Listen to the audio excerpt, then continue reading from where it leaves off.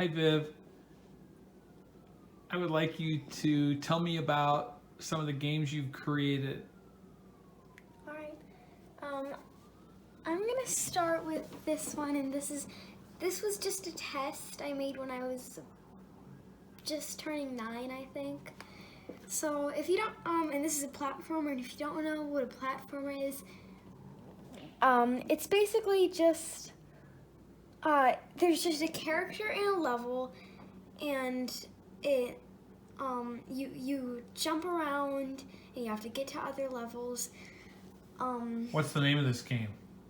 It was gonna be like, the Green Meadows or something, but I actually ended up working on a different one, and I'm still working on it today, but this was just a test to make sure I could have all of this.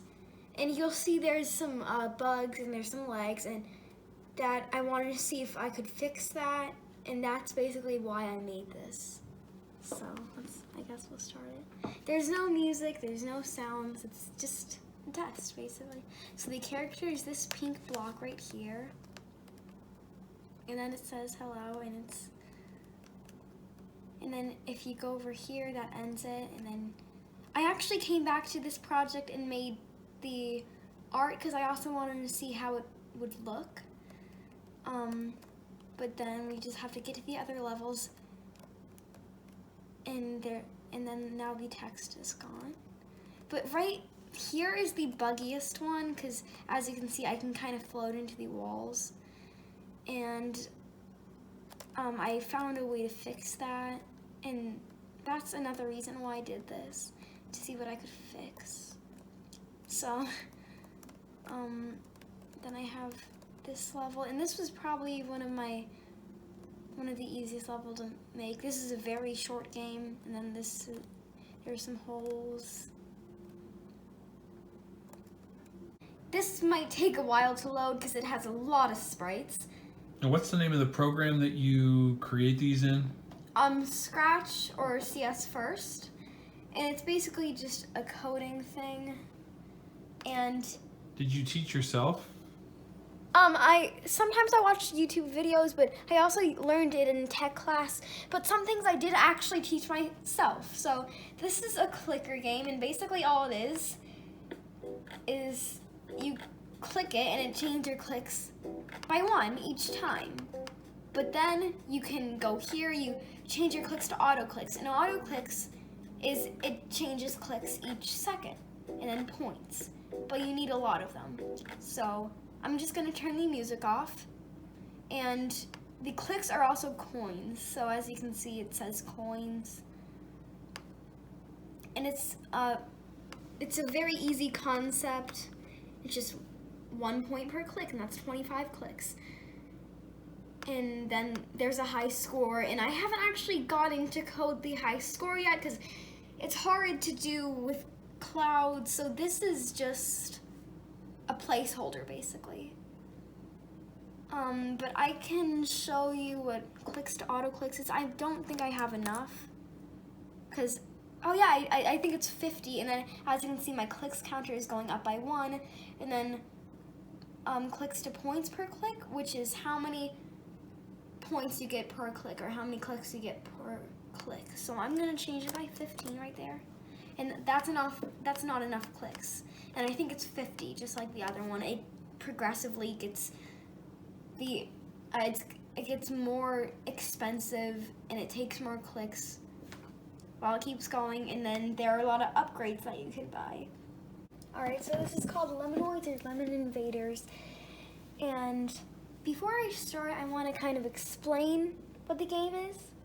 So it's a little bit it's odd, but you have a player sprite right here, and this is the character that you move around with, and then you have to shoot lemons, and then like every 50 seconds you get extra lives, and I'll show you that if we get to that. So I'm just gonna start it,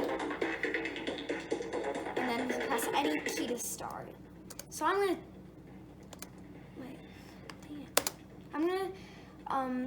turn the music off. So these sound effects sound very weird when the music is off. And this is it.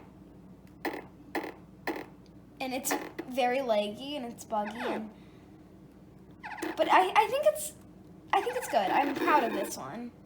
How long did it take you to make this one? Like 7 months, I'm guessing. But I didn't work on it very, like, with school, I didn't have a lot of time to work on it. But I'm still doing stuff to this day, and then you'll see that's 10 lives right there. That gives me extra lives. And I actually made an animation for the character, if you can see that. Right there as the little rockets, engines. And that's really all there is. I've never actually beaten it. And I'm usually bad at my own games because, I make them hard to beat.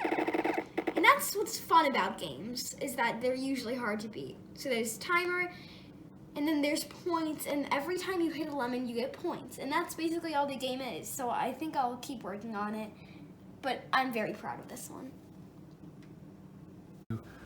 What do you think you learn by doing this, or why do you enjoy doing it?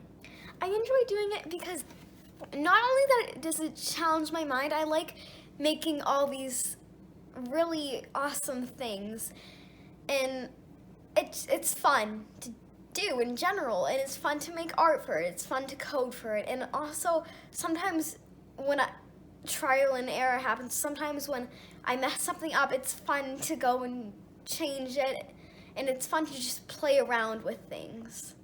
And especially if I make test games, it's fun to see what I could do and come up with new ideas for different games. And that's really what I like about coding.